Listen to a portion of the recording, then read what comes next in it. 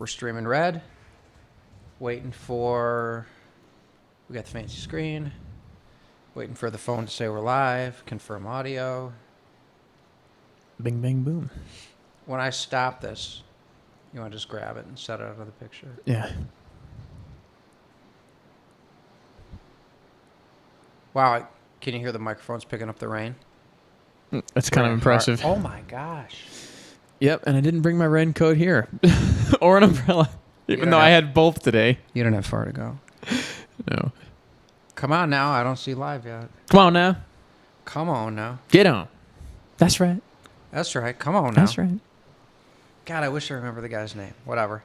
Come on now. It was so funny. I've heard that before. I just don't. Maybe it's a different. Come on now. Do you remember I came home from an up north trip? Yeah, you told me about it. And you and I have a picture. I should send it to you. Oh, really? Remember we were rebuilding brake rotors, two-piece brake rotors on my driveway? Oh, is it a picture of us? Yeah, it's a picture of you working on a brake. Why is it not up? And I kept saying it because the weekend before was the weekend. And I said it to Sherry, too, and she was just, like, tired of hearing it. Come on now. Would you send that to me? I love shit like that. Just, like, sentimental stuff, whatever. Yeah. Cool. Yeah, I like that stuff. Stop. Shoot. All right, I got to go off this guy now. I don't know if this other phone is not the main phone. Do you know who Alex Jones is? What? That dude's fucking crazy. He's fucking... Wait, we have to talk about Alex Jones today. You can't bring that up. We're totally talking about that today. I've only seen one Joe Rogan episode. But That's all you need. We're talking about that today. That dude is... Oh, yeah, we're live. All right. Right on. Sorry, guys. Holy shit. We've just probably been like... We have been cruising. You know what? Let's shut this down and start over. Whoops. No, we're all right. Yeah, fuck it. Well, we can probably... edit in post. Take it out in post. Yeah, we're not doing that. We're not as good as... You want me to grab the white guy? Yeah, you can grab the white guy, but I don't hear audio. Check. It says we're good. Damn. Oh. Help if I watch. Yeah, there we go. Yeah. Don't you love being on a show and then hearing yourself talking on the show that you're talking about? Yeah, the latency's way less. It's Inception. Yeah. Oh, the latency. Yeah. Oh, grab the white guy. Yeah, there was a white guy in here, but I grabbed him. Grab the white guy. Grab the white guy. We got him out of here. All right, ladies and gentlemen. Bonjourn. There you have it. So it is August 20th. This is episode number 12, right? Of 8-Balling. Yes. Yeah. I'm Chris. I'm Charlie. And we are 8-Balling, baby. 8-Balling. All right. So we're going to start with something that was on Pierce, is it Morgan? Yeah. Was on the Ben Shapiro show, if you guys know who those people are. But he's had been a progressive, and those of us who at one time thought we were kind of center or slightly left of center. Moderate. And I was actually accused. You know Dave Costa? Yeah. So I think he's a guy who has a irrevocable liberal card. Would you not agree? I don't know what qualities. But should he choose to lay it on the table? Oh, yeah. Okay. Yeah. We were talking about it, and I said, yeah, you know, I'm kind of liberal. And he goes, in a certain way, you're like the most dangerously liberal person I know. And I didn't know exactly what he meant by that. Yeah, I don't get it either. What if it was like, you know, hidden or a different version, or you're really smart and... You know, you could be like an evil sorcerer if you want sorcerer? Right, anyway, but let me... Sorcerer, I prefer that, please. An evil sorcerer? All right, people, we got to play this. I got to play this clip. It really, really, really captures... It's just a really good commentary on what's going on. Populism is rising because liberals have become unbearable. And I speak as a liberal, okay? In my core, I'm probably more liberal than not. Although, fundamentally, I see myself as a journalist, and I'd like to see both sides of all these things. And I can argue both. But liberals have become utterly, pathetically illiberal. And it's a massive problem. What's the point in calling yourself a liberal if you don't allow anyone else to have a different view? You know, this snowflake culture that we now operate in, the victimhood culture, everyone has to think a certain way, behave a certain way. Everyone has to, have a bleeding heart and tell you 20 things that are wrong with them. And, I just think it's all completely skewed to an environment where everyone's offended by everything. And no one's allowed to say a joke. If you said a joke 10 years ago that offended somebody, you can never host the Oscars, So now there's no host for anything. The Emmys now just said they're not going to host either. So hosts have gone. And soon every award winner will go because everyone's a human and they're all flawed. So no one can win awards anymore because there will be no platform before they even get on the podium. So then no hosts, no stars, then no one can make any movies because we're all flawed. So no actors, right? So suddenly, where are we? The liberals get what they want, which is a humorless void where nothing happens, where no one dare do anything or laugh about anything or behave in any way that doesn't suit their rigid way of leading a life. No thanks. So what's happening around the world? Populism is rising because people are fed up with the PC culture. They're fed up with snowflakery. They're fed up with everyone being offended by everything. And they're gravitating to forceful personalities who go, this is all nonsense. Which, by the way, it is in most cases. So why are we surprised? I'm not surprised. It doesn't mean to say that I agree with all of it, but it means I can understand it. And I understand why the liberals, my side, if you like, are getting it so horribly wrong. They just want to tell people not just how to lead their lives, but if you don't lead it the way I tell you to. It's a kind of version of fascism. If you don't lead the life the way I'm telling you to, then I'm going to ruin your life. I'm going to scream abuse at you. I'm going to get you fired from your job. I'm going to get you hounded by your family and friends. I'm going to make you the most disgusting human being. There you go. There you go. So that's the third time I've listened to this. You know what it just made me think of? Kathy Griffin. Oh. And that MAGA kid and the misrepresented Native American. Oh, that's what you meant. I thought you meant the... No. You remember she called that guy out and within hours said, dox that kid. And people did. Yeah. Just... There's protests at the high school. And I love... This is a small tangent. One of my favorite parts about that is that after it came out that there was like all these people being like, we're going to fucking protest that school. We're going to all be there. And then the school put out... Have you ever seen a more punchable face? Oh, my God. He's a kid. Yeah, get out of here. But it was wrong, right? Anyway, sorry. Yeah, no, you're right. Yeah, but he's breaking... Yeah, so the best thing I saw is after it was like all this news coverage about the protests are going to be at Covington Catholic and all this shit, the school puts a letter out that says... No school. No one is going to be there. No faculty, just police. So come all you want. No one's going to be there. Enjoy yourself. That's what was on here. Like, they shut down a school for a day. Oh, shit. Really? Well, no. I mean, what he was saying, right? Oh, that... You got nothing to say. The school had to shut the fuck down. Wow. Right? You just said the school shut down, right? Yeah. No school. Oh, I'm sorry. That's what you're saying. So the liberals shut a school for a day. Right. Because they jumped to a conclusion... Right? It shows the power. Right. My point was more that they were just like, checkmate. Okay, we just want to show up. But yeah, that's fair. Yeah, they did have to do that as a checkmating result. People, right? Yeah, they had to. Falsely accused of whatever. Yeah. You're fucking fired. You're blackballed. You're out of here. Yeah. But you're not eight-balled.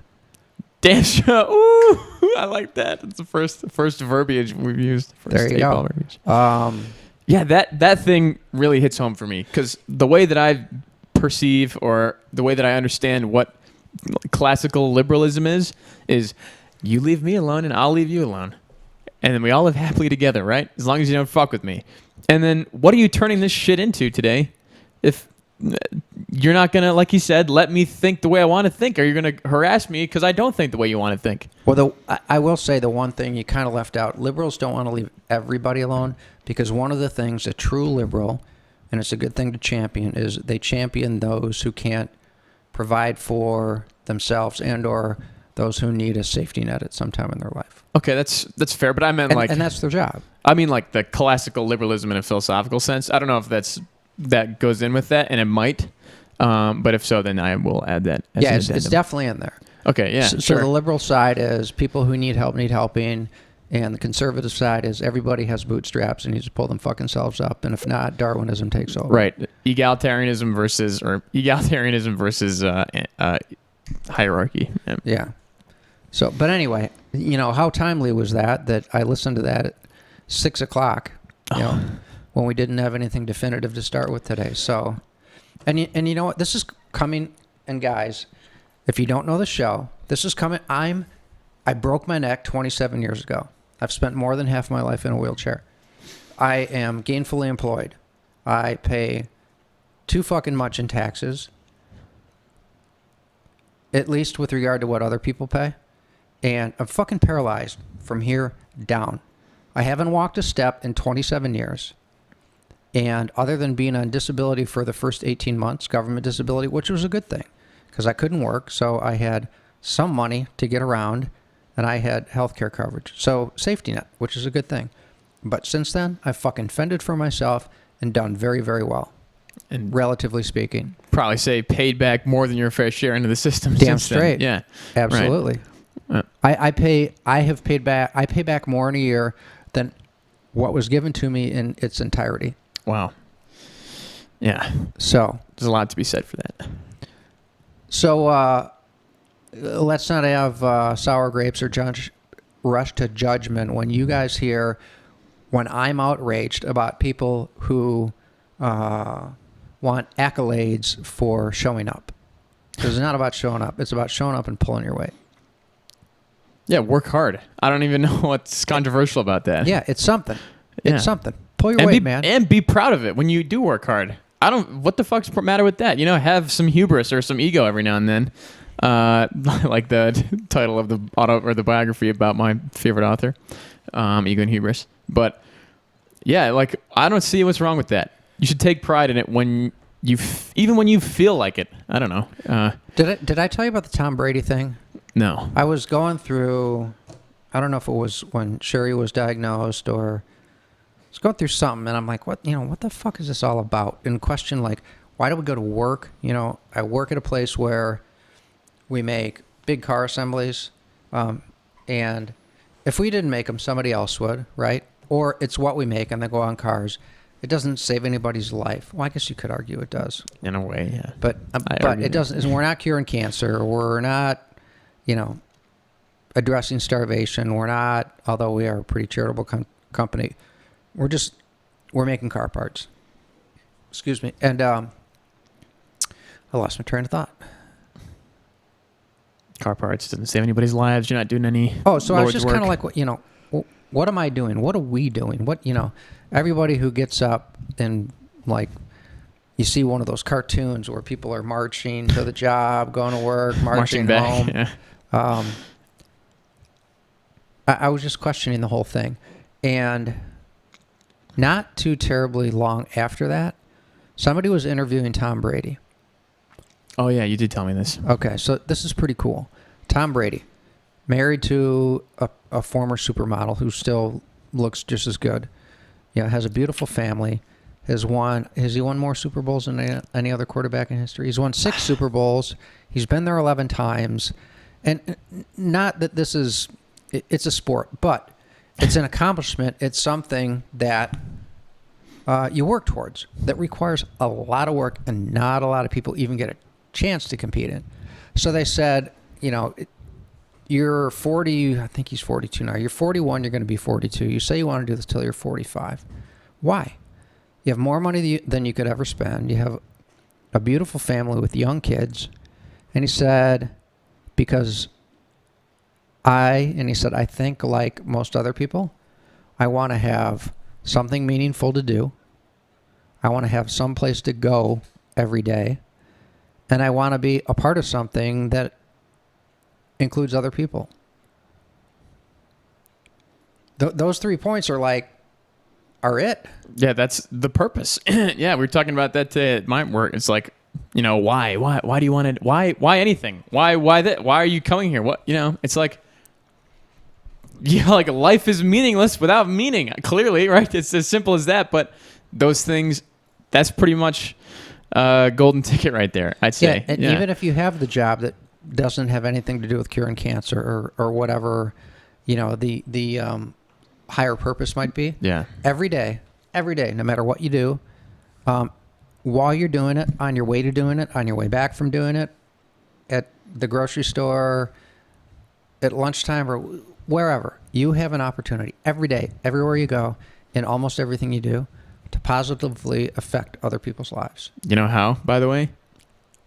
Yep. I was just going to say. That's it. Say hello, smile, look Right. happy. On your bad day, try not to look like you're having a bad day, because you know what?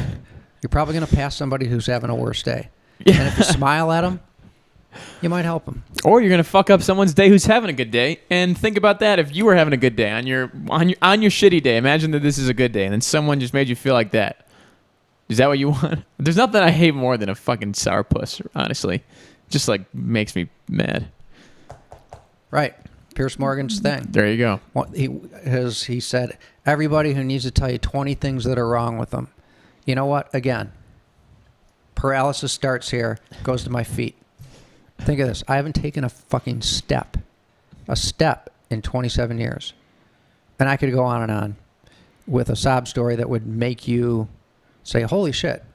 But I'm not going to, because I don't want anybody feeling sorry for me. That's not the point. And as someone who spends a shitload of time with you, you don't do that. You're not like always fucking griping, and you're not. It's like something that I, don't necessarily think about because you don't do it, but it's very admirable because like you have all this stuff that's worthy of griping, but you're just, what's the point of that? Why be fucking miserable all the time? Yeah, I don't. There's no point in that. Yeah, and in terms of our emotions, like water seeks its own level in our heads. So misery is different for different people. If you're like in a war-torn city in the middle of the Middle East, or you're in a tiny village that has like no water and very little food in Central Africa or whatever. I mean, your bar for misery versus a good day, everybody's different, right? And what if you've never ever had any problem? Again, water seeks its own level. So yeah, that's the whole first world problems thing. That's the whole the first world problems joke. Don't know. Tell it. Oh, okay. So, let's see. Today I didn't know what to get for lunch at work, and they have a great cafeteria, and I was just like, I need to try something new, and then I got a salad, and it was like fucking totally mediocre. It like wasn't what I wanted, and I couldn't do it. And then I was bitching about it with my buddy all the time. This is semi-sarcastic, but at the end of that, I go, this is a fucking terrible salad. What the hell, And then you go, oh yeah, my salad was garbage. First world problems. It's like it really fucking puts things in perspective for you. If you don't think about it like that, then maybe broaden your horizons or widen your. I don't know. How does that go? Don't know. Broaden your horizons. Yeah, big picture. No one's trying to cut your arms off in a village in the Congo, and no one's dropping mortar shells on your city in the middle of the Middle East if you're living here. It's a nice way to think about things. Really puts it in perspective. Yeah, people complain about the 1%ers in America, and I think if you're a 1%er, you have a combined household income of $450,000. And I think I've asked you this, but somebody shared this very recently. How much money do you have to make to be a 1%er in the world? Yeah, I think if you live in America, you are default top 4%. Yeah, but if you wanted to be a 1%er in the world, in terms of the world, yeah. Yeah, I think we've talked about this, but I don't know what the number. That's a good thing. I should look that up for the next $32,000 or $33,000. Oh wow. Yeah. Wow. Yeah. And I read somewhere. Guess who's a 1%er, bitch? USA, yeah. Fuck yeah, take that. All right.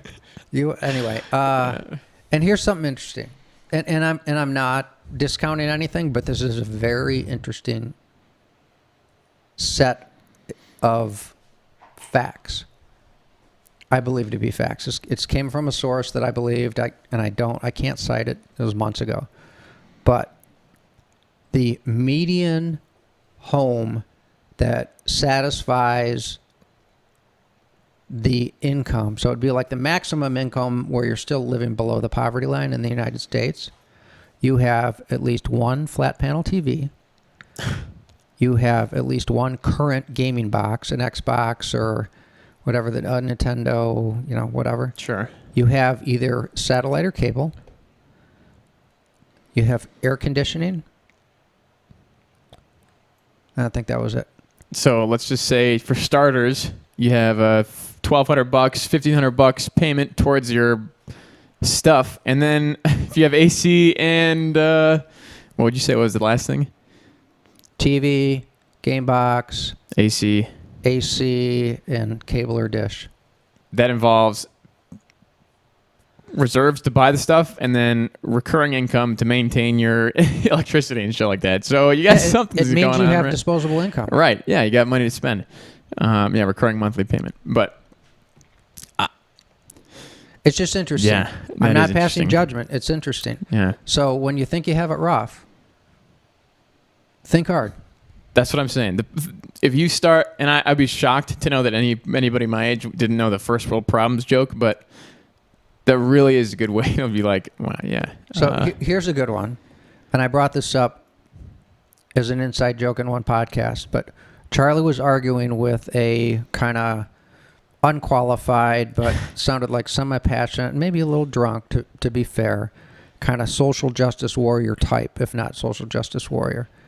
And she was raging about immigration and how poorly illegal immigrants are treated in the United States. And I'm not making a comment on that. I'm just framing.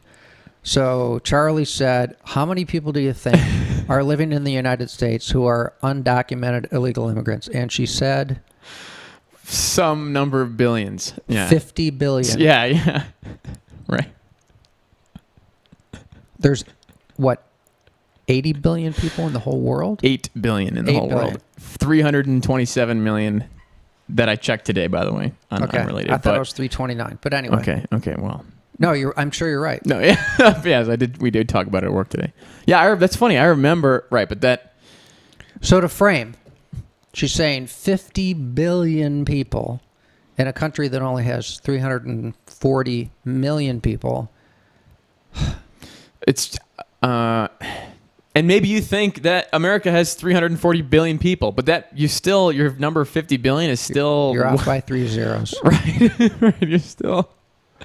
That's not a rounding error. No, it's not. And I was using that point as a way to explain to Chris my newfound practice of denying people conversation when they clearly aren't deserving of it. And it makes me a lot happier in my daily life by avoiding that stuff. To Say, steal, okay, we're not talking about this. What are you doing later tonight? What's going on with your how's your dog? That's really how that conversation should go. yeah. But right. To steal a cliche, and perhaps you've heard this. I'm sure you've heard this. Maybe not remembered it.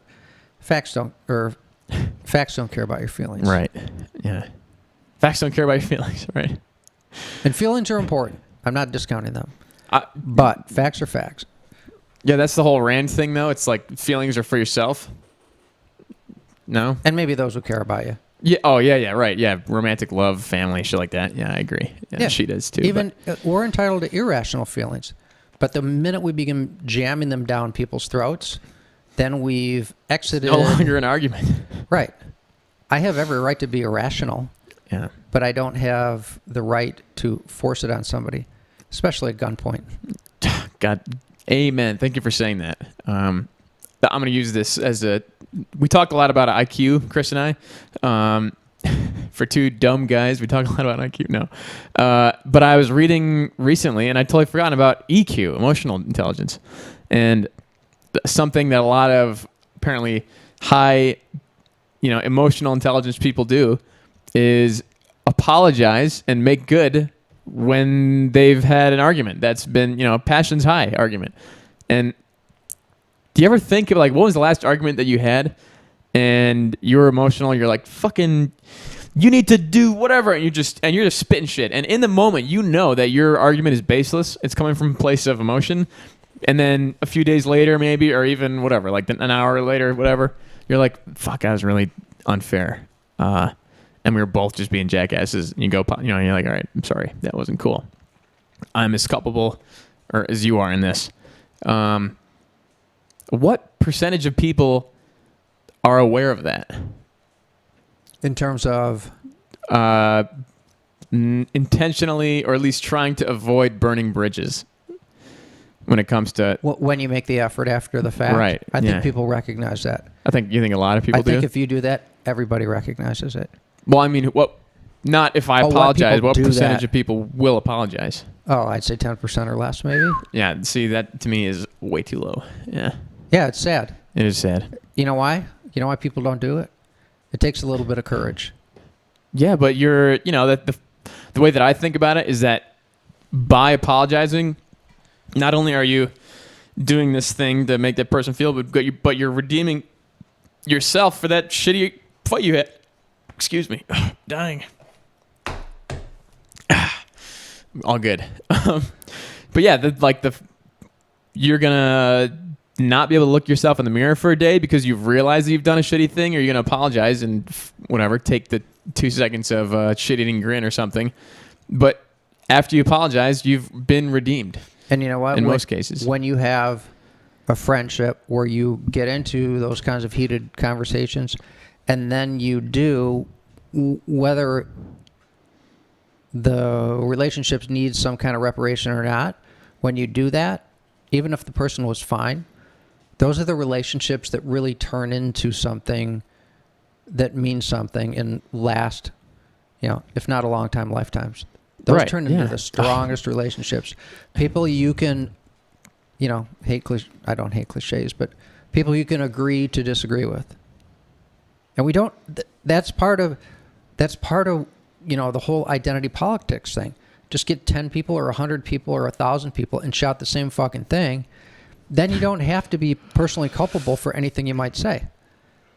Because you're part of a tribe or a group or whatever. Right, Yeah. and that's why people don't do that anymore. My dad taught me to do that. Yeah, that's own your mistakes, and if you fuck up, apologize and make it right. And then what? You're right, by the way. Like, my best friend now is someone that I, in my youth, I'll say high school, whatever age, had a terrible disagreement with, and it almost destroyed, our whole relationship. But luckily, got through it. Amends were made, and now we're inseparable. And I don't see that ending anytime soon. But, you know who you are. But the interesting thing to me would be to find out what percentage of people are receptive to an apology following that thing. Not going to apologize, but would still be mad or get angry at the thought of someone apologizing, or actually apologizing to you about that. Being like, hey, I was a real horse's ass. I'm sorry. People are like, yeah, fuck you. I still don't want to see you. Or like, I personally, I can't stay mad at someone if they're apologizing to me. It's like the anger just melts away. Even in road rage, like if someone cuts me off and they have like a dog in their lap and they're smoking a cigar or texting on their phone and then they go, holy fuck, I'm sorry. Whoa, totally sorry. And I'm in the middle of like yelling at them. It like takes all the wind out of my sails. I can't be mad at that person. I'm like, fuck. I had that situation the other day. I was going to that camera I bought. Yeah. I was going to Best Buy. And the sign, there's a big yellow sign, and I'm coming up a street, and it says Best Buy, and there's a driveway right there. So I get in the left turn lane, and then there's this big no left turn. So because I was looking to turn left, there was a guy coming, and he was going to turn into a restaurant. And I looked at him after I darted back out into the freeway because I couldn't turn left. Oh, yeah. So he had to jam on the brakes, and he goes like, he's like, and I'm like, I go, I'm sorry. And he could see we were close enough. He could see my mouth. And then he was like, it's cool. It totally melts away the anger. And I think that's a really weird But he human appreciated thing. that I saw that I fucked up and I said I was You're sorry. like, whoa, fuck, sorry. Yeah. And then people, the opposite though makes me furious. Like I've had road rage where like, I'm starting off, I'm literally smiling, listening to whatever, Motley Crue on the way in, or something like that. This guy would be that driver, Mr. La. La, la, la. Yeah, right. La, la, la. And then someone cuts you off or like does some shady shit and you're just like, fuck, brimstone. Yeah, just fire out of my eyes. Ruins my day if they don't like make them, whatever. They're not paying attention. No, they're not. And why should I get so upset about that? So there's probably like 3 broad categories, and 2 are the biggest. People who aren't paying attention and they're shitty drivers, and people who are paying attention and they're not shitty drivers. They're just like crazy, inconsiderate drivers who cut you off. Then there's the in-between where they're just plainly bad drivers. And I don't know. Say I what don't know kind if it's of person that is, third. Don't go there. I'm just kidding. Wait, did you see? I read a statistic years ago about the the most asshole driver or whatever. I don't know. That's not how they phrased it, obviously, in the article. But it was like owner of a 3 Series convertible royal blue BMW is the worst or most inconsiderate driver, rudest driver on the road. And I'm like, that makes sense. This came up when we had Cordy on. Oh, did it really? Yeah. Yeah, we did talk about that. Yeah, and I'm like, that makes sense to me. Yeah, I get that. Yeah. Yeah, somebody who's totally concerned about appearances and about. I think vapid. there was probably a correlation between not giving a shit about other people. I would say that it's also that, but also like not only do I not give a shit about other people, but why should I care about them? Because they're just like another face in a car, and I'm the guy. I'm the captain of my. I got the Beamer. Yeah, right. Yeah. Unless somebody's driving an S class. Yeah, or a vet, right? Bow to them. No, they're not. They're not. A vet means nothing to them. It's cheap ass American I saw a new one when I was turning in from my work on Saturday. The mid-engine Corvette.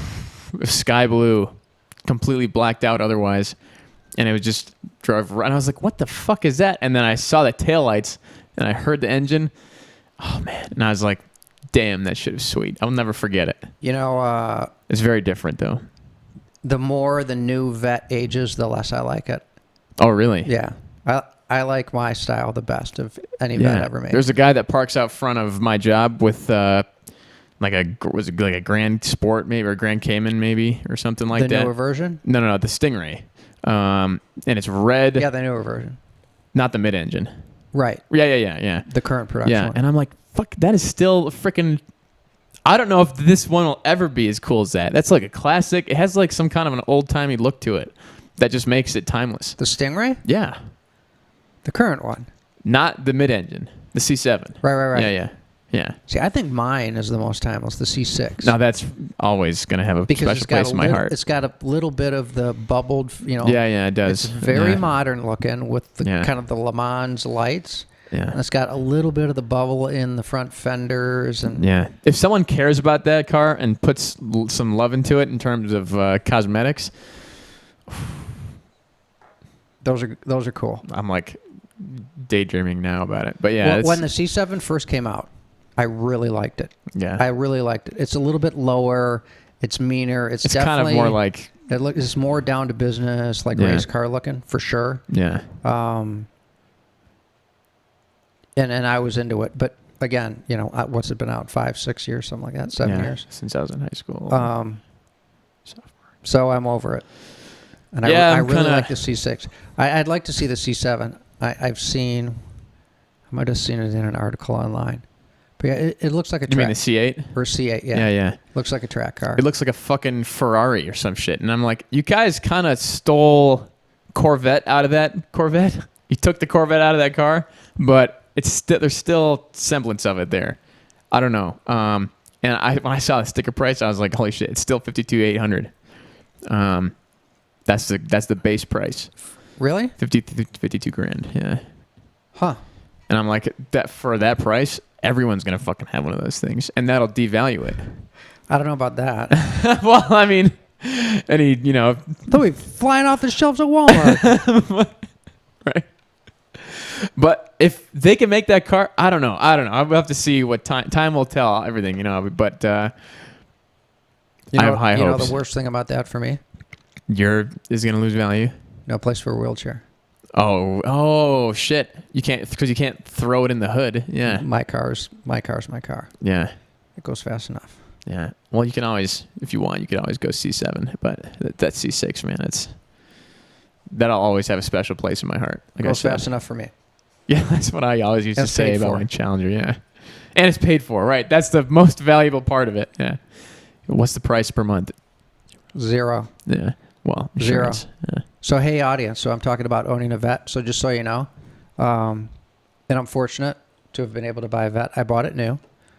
I financed it over 6 years, and I'm like, the only way I'm going to choose to afford this is I have to drive it as my only car for the duration of the loan, and I got to drive it 12 months a year. And he did. Fucking did, too. Well, then I bought another vet. I bought a second one.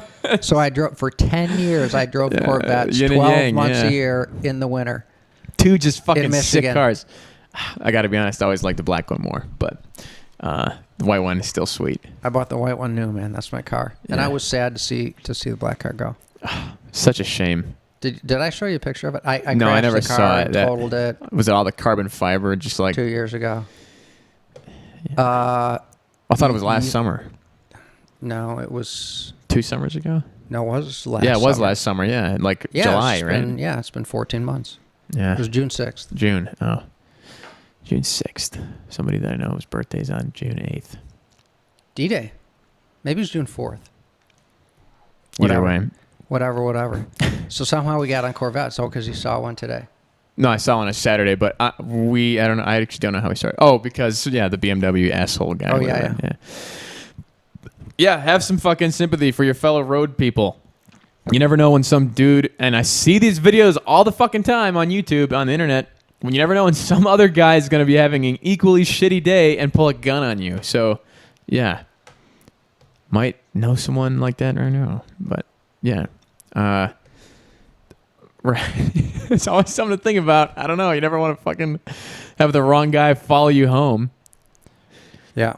Well, we kind of closed out on our main topic. Yeah. And I don't remember where we were. Classical liberalism.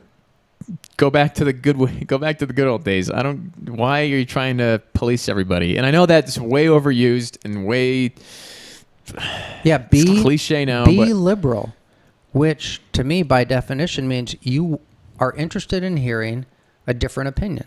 kind of like just live and let live. I like it, right? Conservatives are the people who don't want different opinions. We have our place. We know we're right. Go away.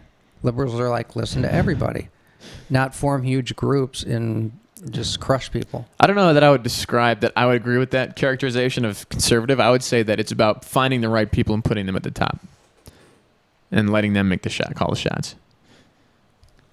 I don't agree. Okay. But maybe Another time. maybe mine was wrong. Let's say we're both wrong, We'll meet halfway. or we're both not right There entirely. you go. Yeah. So thanks for watching the show where two guys don't know what they're talking about. Ricky, you have any point you'd like to make? Yeah, I'm giving Ricky lots of airtime. Yeah. I put Ricky in a timeout today. Oh, really? Ricky, what'd you do? I was hanging out on the deck, and Yeah. Oh, he looks. on he's just Tuesdays in I bliss get right home now. a little bit earlier. Yeah. I spend the afternoon in Rochester, and my meetings end early, so I get home earlier than from Detroit. And he was out there, and when I say the words, "Would you like to go?" and the last word is OUTSIDE. Right, and the cadence matters too. Yeah, they go rushing for the door because they know I'm coming out. And I was looking. Yeah. Can you hear Yeah, I that? can hear. Yeah. Hey, buddy. Ricky's like he barks a lot. He does, but he's still a young dog though, right? No, he's Oh. 3. Oh, that's still a puppy to me. He barks too much. Yeah, I like getting worse, Rowdy's. not You know, better. like what 6 now? He's finally kind of getting over that. He's like at least he's more calmable. Well, yeah, you know what? Lucy's settled down in the last, say, year and a half, 2 years. Yeah, I'd say 5, 6 is when they kind of start. Be Yeah, chill. Yeah, I think Lucy's 5. because we had some serious problems with Rowdy. You know that, but he's like regular now. But At least. So I yelled at him, and I said COME in a very authoritative voice. It's my favorite. Then he came, he sat next to me, and he got up, and I was like, "No, stay." That sounds I like my kept doing Friday it. night. And he, then he finally, acquiesced and stayed there and looked up, and he's like, "I'm sorry." Yeah, isn't that crazy? A fucking dog can feel regret, and like if you're a person, a human being who has none of that, what are you? To your point, right? Go fuck yourself. Yeah, to bring it full circle. If you have none of that, oh man, this is good. Well, These are go, the best. Go fuck yourself isn't real compassionate. No, I shouldn't say that, but it's in jest. So yeah. No, I know. Yeah, these are the best episodes I think when we're like, oh, now we're gonna like talk about ourselves on the air. But Just so you know, we're great and we know it. thank you. Yeah. Anyway, Cheers. This is an empty glass. continue to tune in. We're continue to tune in. We'll continue to tell you how great we are. Suck. Yeah. Right. Oh man. Uh, Wait, you brought up one of good- my favorite public figures. Sorry, go Good ahead. times noodle salad. Yeah, good times. Noodle salad. Just nobody in this car. Nobody. Who did I bring up? Alex Jones. Oh, yes, we were going to talk. Okay, so there's a guy, Far in Alex the water. Jones, Yeah. and this guy is freaking crazy. And I Fucking guess he's crazy. he's the foremost, I would say, conspiracy theory guy, maybe publicly recognized. I wasn't aware of him, and I was surprised because apparently he's pretty much out there. He's huge. And in in circles, definitely the biggest conspiracy theory guy. And he's always on. He goes a mile a minute. He switches subjects every 10 seconds. The guy's frickin' nuts. And sometimes he's entertaining, but sometimes he's so over the top. You're just worn out, and you're like, I'm fucking done. Just You're like, dude, click. yeah. I'm gonna have to watch the fucking Joe Rogan with him today. I can't. Now I got Chris's curse, the cursing thing. Chris's curse of cursing. Yeah. I'll try to stop cursing. There's no point for it. But yeah, he's just like wild, man. And it's like there's no off switch. He's just like always on. It's always full 10, And he gets mad so quickly. Yeah, it just his face gets red. They're putting fluoride in the water. It's making the frogs gay. That shit. You don't know that? That was kind of like his entry into the zeitgeist. I don't know what they call it, like the window. Yeah. And Chris said he said in circles he's pretty big. No, if you're in the circle of the internet, he's the biggest conspiracy theory guy out there. And I totally value the insanity that he brings to the table. It's like a breath of fresh air every once in a while. But you're right. If you watch it, you're just like, oh, dude, you're like, really? Aliens? Or like NASA is like trying to like brainwash us? NASA's one of the biggest. They run the government along with. Or like Nazis run NASA and they do something like. He can't keep a linear stream of thought. No, it goes like this. So he had a NASA shirt on, and he was talking about yeah, he's wearing a NASA shirt. NASA's really running the government along with, but he goes, he bounces around so much. I'm not sure I ever heard, and if I did, it was all over the place. Who he believes is really running the government, but it was NASA, maybe the CIA. I don't know. And the y-axis in this is reality, and 0 is what reality is. He just goes boom like that. He's just he is so incredibly entertaining. But you're right. It is just sometimes you're like, do you think he believes every single thing he says? No, but I think he believes a lot of it, and I think he gets carried away. He might just be one of those guys who's a bullshitter, and he just like got a job doing it. Like I've met. Go ahead. I think he's definitely, if not a really good actor, definitely trained himself or buys into his own. Right. What is it? Don't be careful not to buy into your own. You mean don't eat your own dog food? No, just kidding. No, that's but whatever. He just buys into his shtick. It's like don't get high on your own supply, kind of. Yeah. Same sentiment. It's like don't buy into your own hype. Oh, there you go. Yeah, there you go. Yeah, I like that. But right, he hypes up himself and he gets hyped up by it. Yeah, and it's just like, are you on drugs, dude? And it's like, no, I've seen him on Joe Rogan for 4 hours. He's just drinking. You know what? He kept going back to aliens. You know what he reminded me of? Was the movie Men in Black. Really? Yeah. Do you remember the? I've seen him. Yeah. Do you remember the movie Men in Black? Yeah. Do you remember it well? Yeah, and the guy's like head opens up and there's a little alien that guy there, with the stick and Dennis Rodman was an alien and whatever. Right. Yeah. Like all the kind of concentric visible public people. Dennis Rodman was an alien. Yeah. Yeah. North Korea. That makes sense now. No, right. Yeah, there you go. Yeah. But if he really believes all this stuff and he saw the movie Men in Black, he's probably like, somebody from the inside made that. Yeah. Some insiders is making money off that. That's bullshit. Well, here's where I'll defend Alex. I don't know. God, I keep bumping into this thing. I'm just drawn to it. I wonder why. I don't know that he's like that. But ooh, I got a conspiracy theory. I have to interrupt you. Give it to me. The internet's trying to suck you in. Oh. You're talking bad about evil forces that's trying to suck you into the mic. That would be a like trip. the movie Tron. It's gonna turn. Oh shit! Is that what that's about? Yeah. If you've not seen Tron, no, it's too nerdy for me. Timeless. Oh, okay. Timeless. This was made in the early mid '80s, and wow. If they you saw remade it today, but yeah. if you saw the original one, I think if somebody said it was made in the '80s, you'd say, no fucking way. They know too much about the way it works. But anyway, I digress. You were saying Like streams. I don't know. Oh, I don't know that he's like.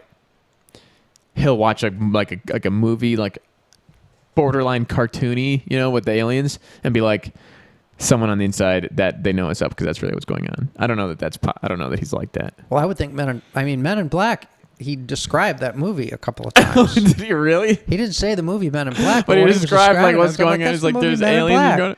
Oh yeah. So it's basically like the lizard people thing. Well, he was like, oh, he's he an, did fucking he's say an that. alien. Yeah. She's an alien. Yeah, you're right. Oh my god, Alex, dude, come on. I really like you sometimes.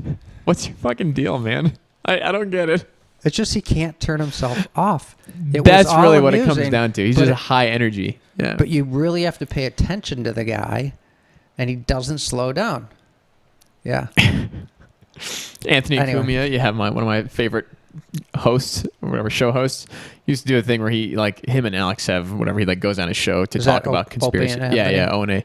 He would go on his show every other Thursday to talk about his conspiracy thing. And Anthony was always still leveled in reality, still grounded by reality. He knows that this is actually, it's like fucking Alexa's spying on you. And if you don't believe that, you'll see. It's like they're listening to your shit, they're compiling the data, stuff like that, where it's like, okay, yeah, I could see that. But he would do impressions of Alex where he's like, Alex Jones, ride a horse, brush my teeth. It's like shit like that. And it was just so funny. It always perfectly encapsulate it. He doesn't get enough credit for that. He is That was a pretty good imitation. the number one. Yeah, right. And he's the number one impressionist out there that is alive today. Anthony Cumia, shout out. I believe in you, sir. And I've met him in person. I believe that Google is listening and processing the shit I say. Did I tell you the story about the electronics thing? No, but In 10th or 11th grade, I took electronics class, yeah. and I made this amplifier out of a circuit board. We had Oh, to you do- did tell me this. Yeah. So I made that, and I told a friend about it, much like I'm telling you. Half a day. And then it showed up on an ad on your phone. Soldering irons, circuit boards, the shit you build that stuff out of. I have never, ever, ever received an ad for that. Mm-hmm. Within 24 hours, I got pop-up ads when I went on to Yahoo. I got pop-up ads. I'm like, it's fucking on. My old boss can vouch for me on this. I've been wise to that shit for years now. I've been like, hey, remember when we were talking about whatever, tile? It's like Tile Shop has been giving me fucking ads. It's like we're talking about nothing, and it's like, oh, boom, you want it? Yeah, oh yeah, car. Oh, here's a new, Challenger, all this stuff. They're listening, and I don't buy it anymore that you're not, and you know what? I'm over it, but it's happening. Yeah, I'm over it too. Yeah. I mean, and the reason I'm over it is nothing I'm doing is of significant relevance to the degree that anybody's going to care about. Yeah. No, I have a clear Right. So conscience. whatever yeah. algorithms, I don't know if they want to send me ads for soldering irons, it doesn't affect my life. And So Google's trying to sell shit, but who knows what else they're selling. But I'm going to shift gears on you. In terms of, what was it, the Patriot Act that allows some spying on people? yeah, So if they're listening, if computers are listening to phone conversations and they're picking up algorithms like bomb, terrorism, whatever, and I promise you, YouTube's listening to what I'm saying right now. it is. Yeah. So if there are certain things in these algorithms, if you call certain area codes that might be, say, in the Middle East, that Right. Triggers. Yeah. yeah, or maybe ISIS is prevalent, or so area codes, phone calls, travel patterns, words you use, and they're running algorithms and they're doing some level of assessment that says this person is sufficiently tipping red flags that he needs to be looked in further. So computers are just doing algorithms on their own. And it passes it on to a And person. they're passionless. They're what's the word I'm looking for? They're Apathetic? They're inanimate. Oh, yeah. And eventually, it gets elevated to where a person will look at it and say, indeed, this is someone who needs attention. I don't care. Yeah, that's like they say, clear conscience. What are you going to get me on? This might be the worst thing that I do in my life. I don't even know. So go for it. But that begs the question, if you're spying on me, law-abiding citizen for the most part, I speed pretty much every day. if you're spying on me and you're using my information to send me ads, how many murderers are you spying on, or child traffickers or whatever that you don't, fucking call out? I don't get that. And obviously that's dangerous. You don't want to say, I don't want corporations now, working for the state, turning people in. But, like, oh, I sold pot, whatever. It's like, go get that guy. No, don't want that. How do you know they're not doing that, though? I don't know that, actually. That's fair. Right. But I would imagine there'd be a lot more, because I imagine there's more open files than closed, open cases and closed cases in this country. Yeah, absolutely. And there's the slippery slope argument, which is, to me, pretty much the only argument anymore. That's kind of what I'm saying. Yeah. Well, there's the matter of principle, but you're already breaking the fucking rule. I think the fact of the matter is it saves lives. Right. Also that. So it serves a greater good. So let's not get caught up in principle. And they're already doing it, right? Right. Regardless. Yeah. So the slippery slope, yeah. So the fact that you speed, I promise you. How do you have a reasonably new car?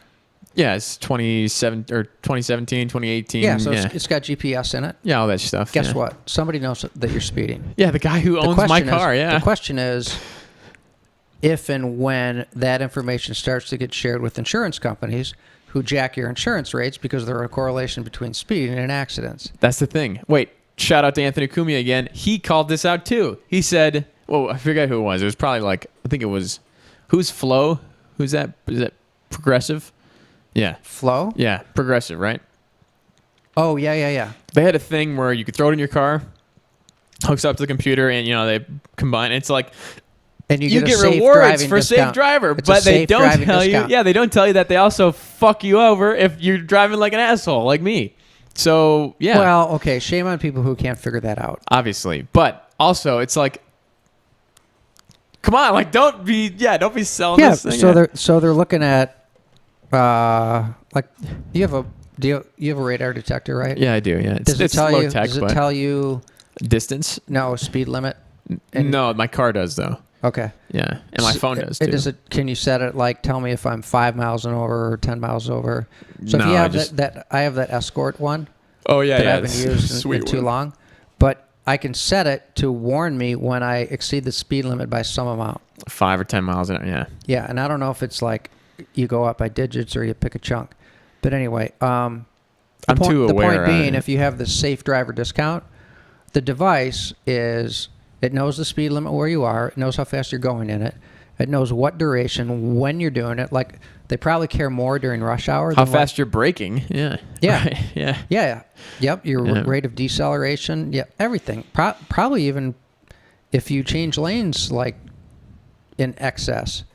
Yeah. And now I got to say, from a loss mitigation perspective or a risk management perspective, that's the ideal tool for executing your job 100% accurately. But yeah, if you're in that business, you can understand where they say, I want that info. Right. We can, my God, this magic thing. And now we can actually justify giving people low rates versus high rates. That's beautiful. But you're also saying it's just a good thing. So you're kind of being duplicitous there. But, like you said, if you're, get it. Yeah. Well, yeah, but that's the full disclosure. Yeah. And I promise you in the terms and conditions, it says we look at everything. Yeah. I promise you. And that's that thing. It's like, they redid the whole mortgage industry to be like, you have to tell people exactly everything always about everything about this, right. And be like insurance company. But backing up, if you never ever speed, you drive safely, on and on, and you're happy being surveilled, go for it. Yeah, it is your right. I'm not going to take that away from you, right?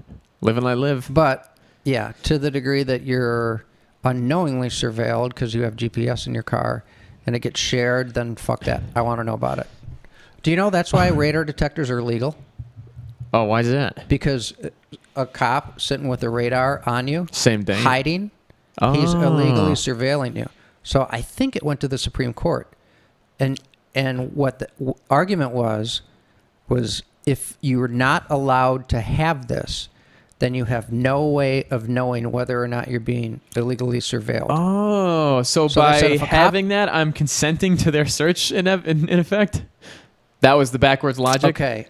I know what you're saying. I know what you mean, but yeah. Hadn't thought about it that way. Yeah. Don't know. Probably didn't go that far. I doubt that argument's been made. It But kind of if makes a cop, sense. Yeah, I but- mean, you see a cop behind in the rearview mirror on an on ramp, looking at you from behind. He's not giving you any sort of fair warning. Hey, by the way, that I'm he's collecting surveilling. data on you. Yeah. So if you were to say I was illegally surveilled, they'd say go buy a radar detector. Yeah, that's actually really good. That's a really good way that the state would get around that. It doesn't surprise me at all. Well, it's not. But I never heard yeah, that but you're, before. you're flipping it on its head. The reason they were legal is the radar detector manufacturers were saying this in the hands of people gives them the tool they need to legally be aware of the surveillance. And you know Anyway. what? Nobody has it. Like my friends don't have them. No one has one. It's like me, my best friend got one because I have one, and it's like people. They're like girls will get in the car sometimes and be like, "Is that like telling you when like you're getting too close to a car?" And I'm like, "There's a fucking wire that connects to the cigarette lighter." I'm like, "What do you think this is?" Like what? And yet it does that. Actually, Oh, shit. that's not that bad of a question. No, it's not. But it's like, come on, like that. You think I'm like this is I don't drive a cheap car. It's like that's gonna be internal somehow.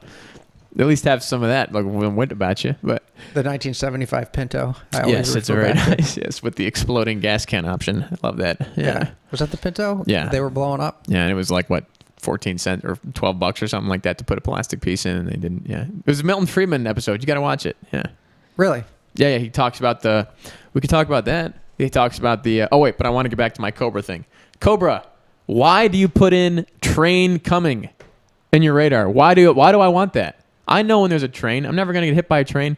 That's the most frequent false alert. It's just you're driving along, whatever, or you're gonna drive through and it just goes burp burp burp burp train alert. It's like I'm at Tim Hortons. There's no fucking train around me. What they're using Tim Hortons is using some sort of infrared or laser that the trains use. It's some similar signal that the thing picks up, and it's always every 10 minutes. It's just like fucking train. That's the beauty of the ones with GPS that learn. Yeah. See, I don't. Yeah, I should get one.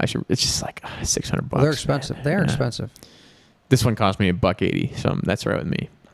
and it's just as effective on the freeway, right? Yeah. Yeah.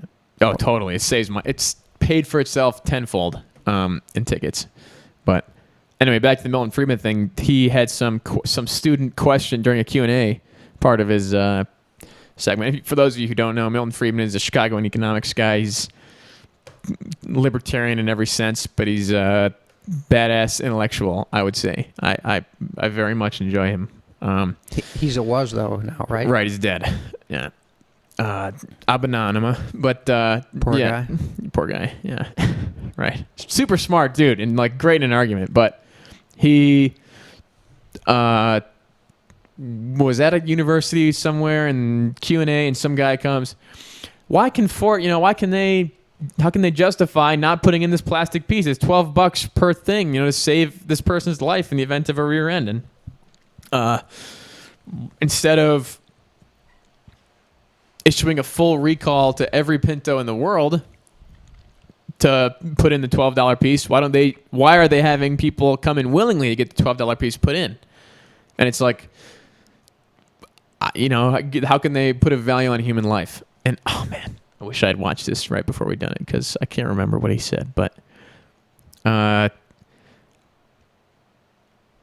it's basically he brought it down to willing buyer, willing seller. And it's like, at some point, you got to do the research and you got to know what's going on. And you also got to go and get the piece put in if you want it, the part.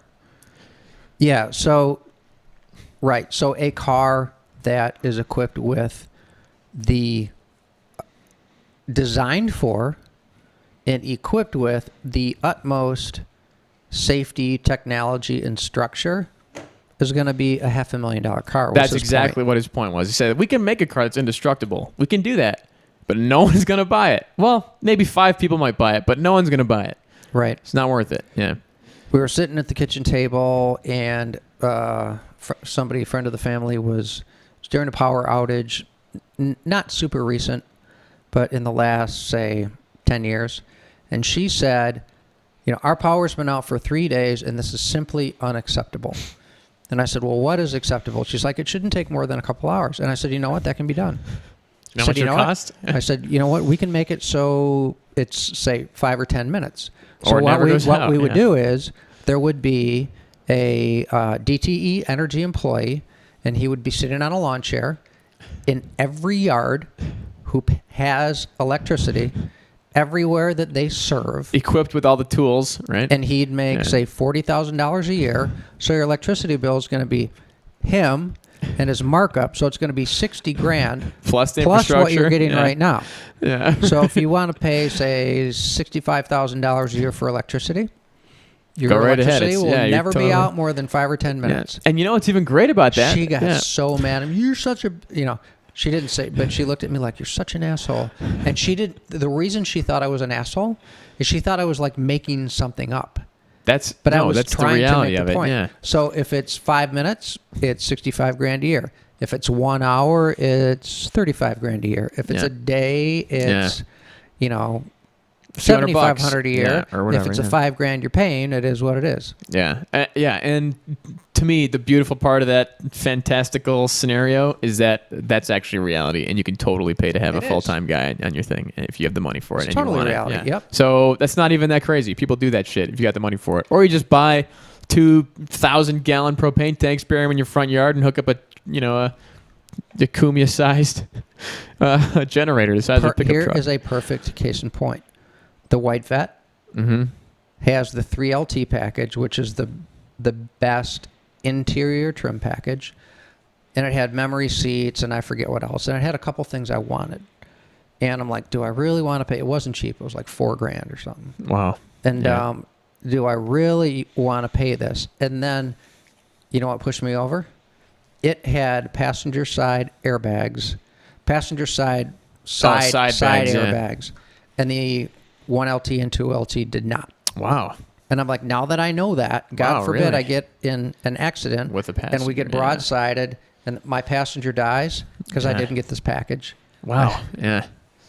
But there you go. Yeah. Yeah. For- Right. Yeah. I paid, I mean, I got a lot of other stuff, but along with that airbag came other stuff. But what tipped me over was safety, and it was $4 grand. So it came with a price. And, Why doesn't every yeah. car have it? Because it fucking costs money for the car Right, company. and even to scrape it down to more, bare minimum, like, why did I get that safety? No, information. You learned something new that helped you make a decision based on your needs or your wants, even. It's like, go and inform yourself. Don't ever blame someone for not telling you shit. Go take it upon yourself to learn this stuff.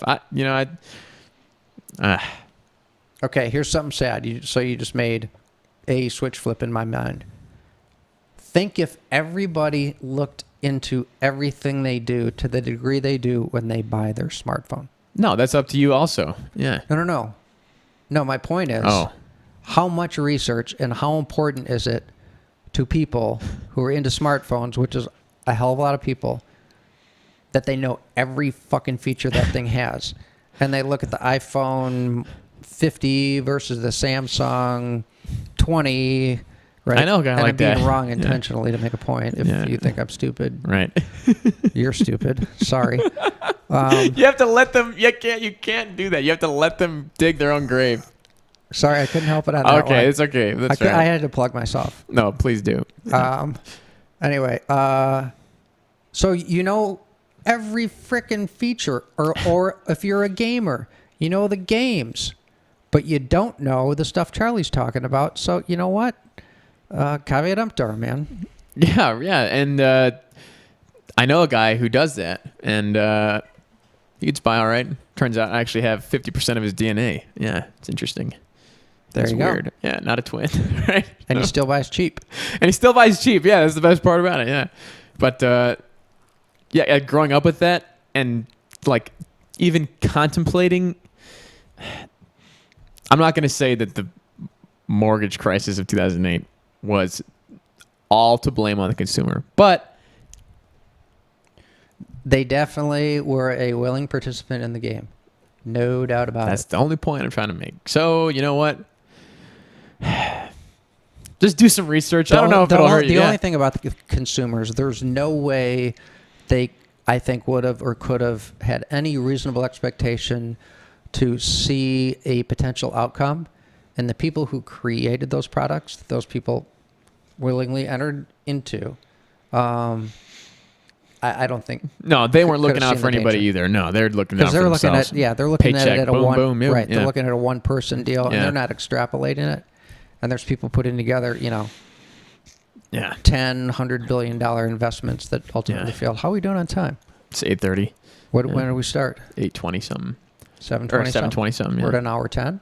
Yeah, you want? I can make one more quick point about this. Let's make a quick point. I think it's a good. We got good energy and a good any time. I agree. Yeah, this is another anti-government point.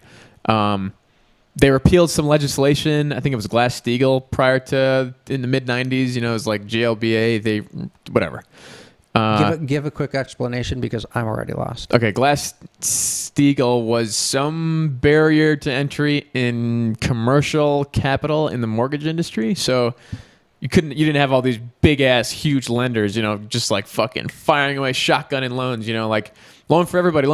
We got tons of capital. We can make billions of dollars of loans in a year. So they repealed that when they passed some other law. It's escaping me. And that opened up for more capital, more big players in the market. And then with Fannie and Freddie buying up all these loans, you're completely eliminating the risk that the originator has to hold on to by owning that loan. That's fucked up. You don't think about that? It's like if I give you $100,000, don't you think that's fucked up? it is fucked up. Oh, That's okay. my point. Yeah, but if I give you $100,000, and you're giving me whatever 5% interest on that every year or every month, every day technically, but